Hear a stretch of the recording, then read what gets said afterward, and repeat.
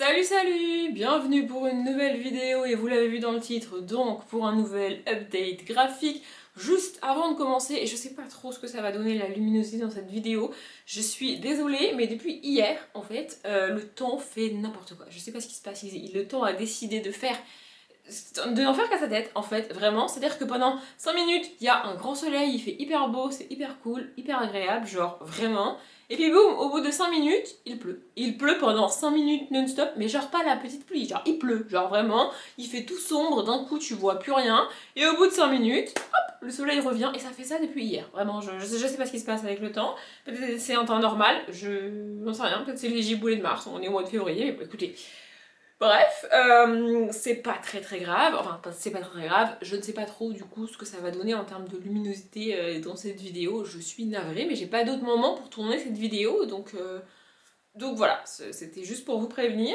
On va commencer du coup à parler graphique, attendez, j'attrape les deux premiers. Les deux premiers c'est la saga Mélusine de Gilson et Clark il me semble. Clark et Gilson, oui bah c'est ça en gros. Donc j'ai lu les tomes 4 et 5 et j'ai galéré à trouver le tome 4 mais j'ai fini par le trouver à la bibliothèque. Donc le tome 4 c'est Histoire à lire au coin du feu et le tome 5 c'est Filtre d'amour. Autant vous dire que lire ça fin janvier, début février, franchement c'était pile poil la bonne période, hein, au coin du feu et Filtre d'amour, Saint-Valentin, etc. Franchement j'étais bien. J'aime beaucoup cette saga, vraiment j'adore Mélusine. C'est une saga très fun, très cool à lire. Le seul reproche que je peux faire à la saga, c'est que c'est pas une histoire par tome, ou une histoire qui s'écoule sur tous les tomes. Oui, tu suis Mélusine au long des tomes, oui, c'est quand même un petit peu mieux de les lire dans l'ordre, mais il n'y a pas non plus... c'est pas dramatique si tu les lis pas dans l'ordre, si t'en sautes un, etc. En fait, c'est une histoire par planche. Ou alors qui dure 2 planches, mais c'est vraiment rare. Il y a quand même une petite cohérence à l'intérieur de chaque tome, mais si tu les lis pas dans l'ordre, c'est pas très grave. C'est pas ce que je préfère. Moi, je préfère en saga de BD ou même en saga de livre, jeunesse ou pas d'ailleurs, d'avoir une histoire qui s'écoule sur plusieurs tomes. Je sais pas si vous voyez ce que je veux dire. Là, c'est un peu une saga à l'ancienne en fait. Moi, ça me rappelle les séries télé que je regardais quand j'étais ado, où t'avais vraiment genre Véronica Mars. Tu vois, je pense à ça parce que j'ai regardé un vlog de Margot Liseuse il y a pas longtemps dans lequel elle en parlait. Mais Véronica Mars, c'est une saga enfin, c'est une série télé de mon adolescence dans laquelle en gros t'as une enquête par épisode. Et oui, t'as un mini fil conducteur des histoires de Véronica et au lycée, etc. Mais en vrai, c'est pas très grave si tu regardes pas les épisodes dans l'ordre. C'est comme Buffy, c'est pareil. Alors j'adore Buffy, évidemment. Mais, enfin, évidemment, j'adore Buffy. Mais c'est pas très grave si tu regardes pas les épisodes dans l'ordre. Tu vois ce que je veux dire? Alors que si tu prends une autre série, je sais pas moi, au hasard, Grey's Anatomy, bah là, si tu regardes pas les épisodes dans l'ordre, t'es complètement perdu. Tu sais pas ce qui se passe, tu comprends rien. Tu vois ce que je veux dire? Là, c'est un peu le cas. Tu peux lire les tomes dans n'importe quel ordre. N'empêche que c'est une ambiance que j'aime beaucoup. Du coup, Mélusine est une sorcière, une apprentie sorcière qui vit dans un espèce de château avec...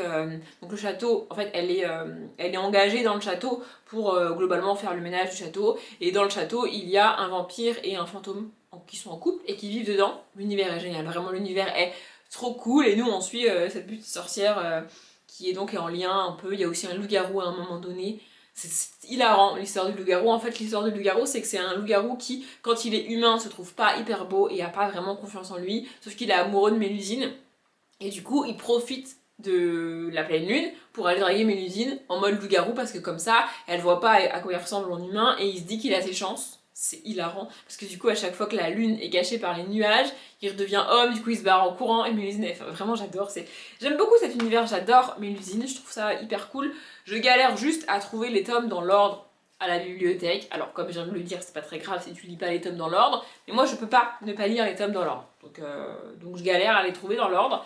Mais ouais, j'aime bien. Par contre, je pense pas que je l'achèterais pour l'avoir dans ma bibliothèque parce que ça prend quand même beaucoup de place. Il y a beaucoup de tomes.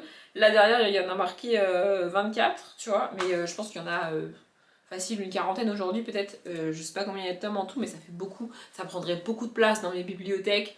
Donc je vais pas les acheter pour les avoir dans ma bibliothèque, mais c'est une saga que j'adore. Vraiment, l'univers est trop cool, le personnage est génial. J'aurais encore une fois adoré lire ça quand j'avais 9-10 ans, mais genre vraiment, pourquoi j'ai pas lu plus quand j'avais 9-10 ans? Non mais vraiment, c'est un regret de lectrice. Écoutez, pas très grave, je les découvre aujourd'hui et c'est déjà pas si mal. Ensuite, j'ai lu les deux BD graphiques sur l'Égypte que j'avais trouvé en boîte à lire. Et bah, vous savez quoi, elles vont gentiment mais sûrement retourner dans leur boîte à lire parce que j'ai pas du tout aimé. J'ai même pas. En fait, au bout d'un moment, j'ai même plus fait l'effort de comprendre ce que je lisais. Pour être honnête, ça m'a trop saoulée. Donc, c'est l'Égypte, mode et passion à travers le monde et l'Égypte, muse éternelle des artistes. Voilà, ils sont là tous les deux. Et en fait, c'est pas du tout de la vulgarisation sur l'Égypte, c'est pas du tout des bouquins. En fait, je sais pas comment expliquer. C'est des bouquins pour personnes averties. C'est des bouquins pour. En fait, moi j'avais l'impression de lire un bouquin d'histoire, mais genre un manuel d'histoire, de quand j'étais au collège ou au lycée, tu vois. Et j'avais l'impression qu'il fallait vraiment que je me concentre sur ce que je lisais et que je comprenne ce que j'étais en train de lire, parce qu'après j'allais avoir un exercice, une liste de textes, un truc, des questions à répondre, tu vois. Vraiment, j'ai vraiment eu cette sensation de me retrouver au lycée avec mon bouquin d'histoire, à faire un exercice, quoi. Et c'est pas ce que je voulais, quoi. Moi, je voulais des infos sur l'Égypte. En plus, il y a des citations qui sont en vieux français. Le vocabulaire est franchement alambiqué pour pas grand chose. En fait, ce qui me dérange principalement, c'est que tu peux avoir les mêmes infos de manière un peu ludique, un peu intéressante. Là, c'est clairement. Moi, je vois ça. Je vois ces livres faits pour. Je suis désolée pour le cliché, mais pour des vieilles personnes d'une cinquantaine, une soixantaine d'années qui. Ouais, c'est ça. C'est pas fait pour les. C'est pas fait pour les jeunes qui. C'est pas fait pour les gens en fait. Enfin. Je sais pas pour qui c'est fait, mais c'est pour les vieux profs d'histoire. Hein. C'est pas possible autrement. Vraiment, je suis désolée, mais ça me. Ça m'a saoulée. Je pourrais vous lire un passage, mais. Qui se souvient aujourd'hui de cet ouvrage agriculteur négociant en coton d'origine genevoise qui vécut plus de 40 ans en Égypte et décrivit comme personne les conditions de vie de la population. Ces lettres au grand quotidien européen constituent un témoignage exceptionnel sur la situation coloniale. Jean-Isaac Louis-Jules Ninet, qui sera plus tard appelé John, voit le jour en 1815 à Genève dans une famille d'horlogers. Il grandit dans le cas. C'est qui celui-là? Non mais je m'arrête. Vous voyez, mon cerveau il est déjà parti là. Déjà le premier paragraphe il a pas compris. Mais alors le deuxième là, c'est qui celui-là? Qu'est-ce que je m'en fous en fait? Enfin vraiment je sais pas, j'ai trouvé ça opaque, c'est extrêmement opaque à lire, ça n'a aucun sens. C'est compliquer les choses pour pas grand-chose, vraiment. En fait c'est écrire ça de manière hyper soutenue et hyper alambiquée parce que moi j'aime bien le français et que j'utilise des mots compliqués et je fais des phrases à rallonge parce que je trouve ça hyper cool. Alors qu'en fait, bah, du coup, c'est nul à lire. Enfin, vraiment, quoi. En plus, t'as des espèces de mini-biographies de gens de tu sais pas qui c'est, de tu sais pas d'où ils sortent. Et t'as des citations en vieux français. Mais vraiment, alors le français est une langue vivante, ok, il a évolué, pas de souci. Mais dans ces cas-là, pourquoi nous foutre les citations en vieux français alors que tu comprends pas la moitié des mots?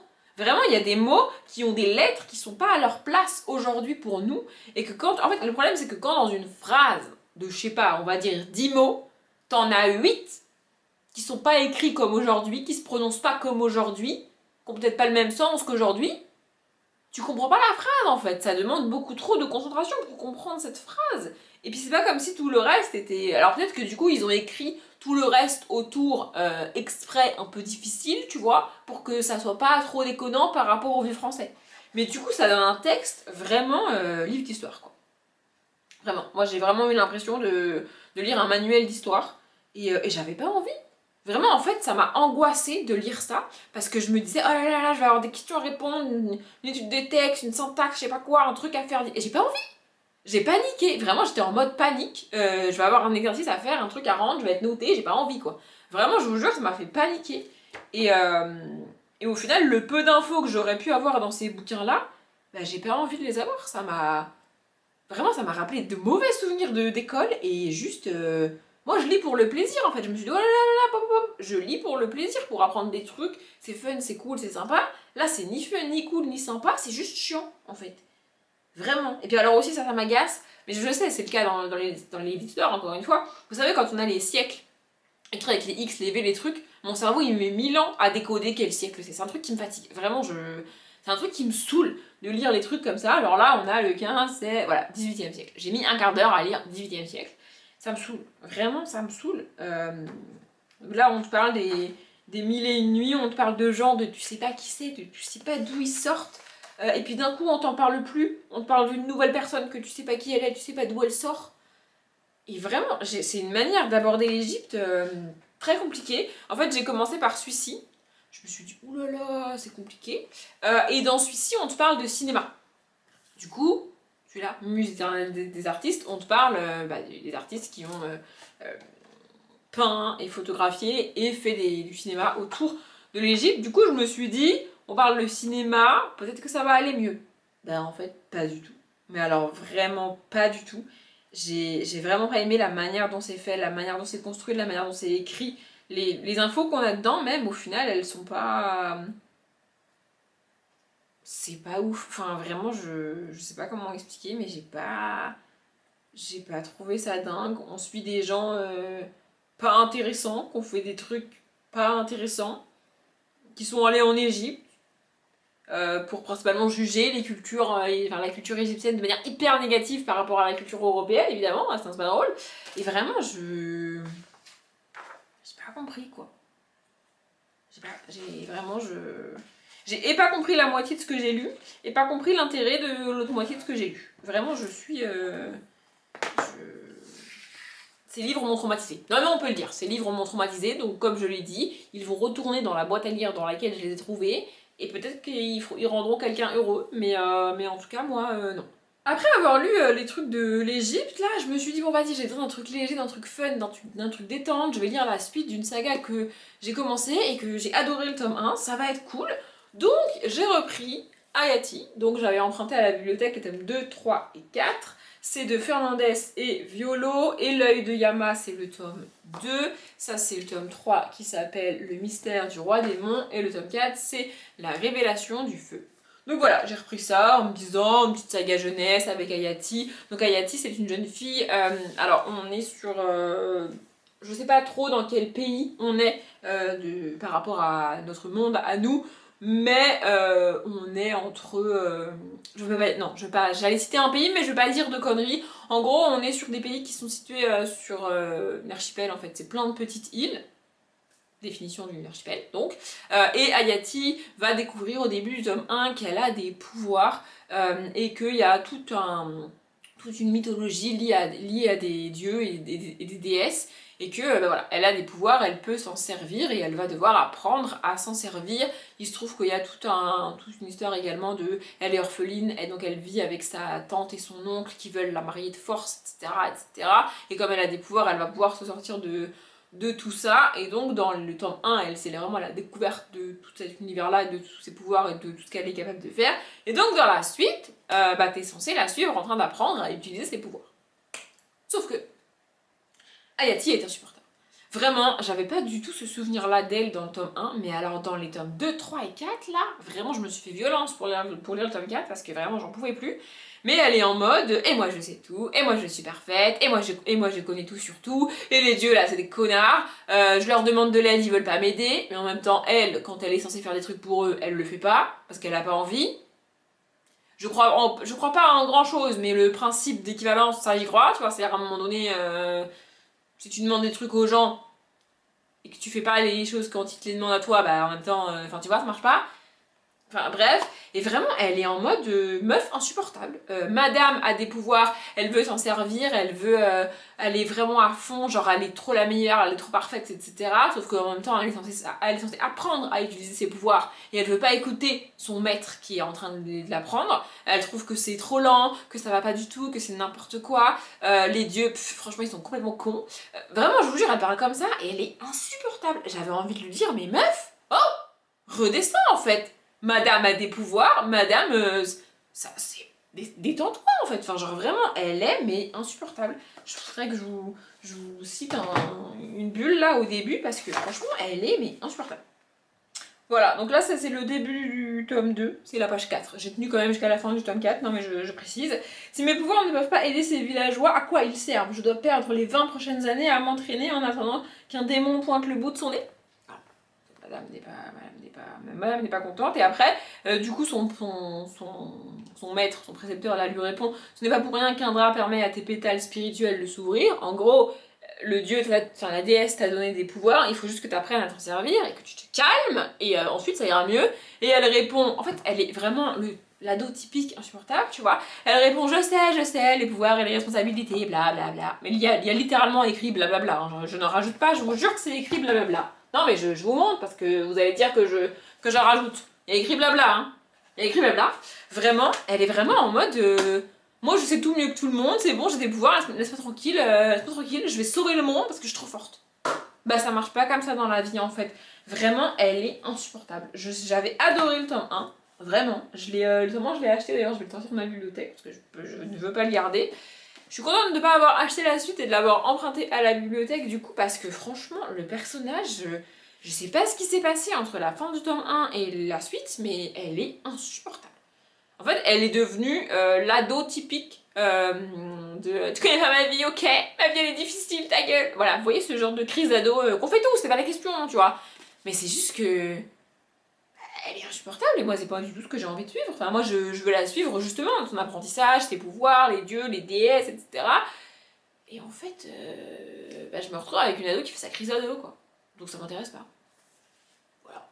Et la dernière BD de cette update, c'est Les petites filles cruelles de Monsieur Tan et Caroline Houé. Je ne sais toujours pas comment on dit son nom de famille, je suis navrée. Alors honnêtement, si ça avait été quelqu'un d'autre que Monsieur Tan, j'aurais pas lu ce bouquin, j'aurais trouvé ça franchement pas intéressant, j'aurais pas compris à quoi ça servait.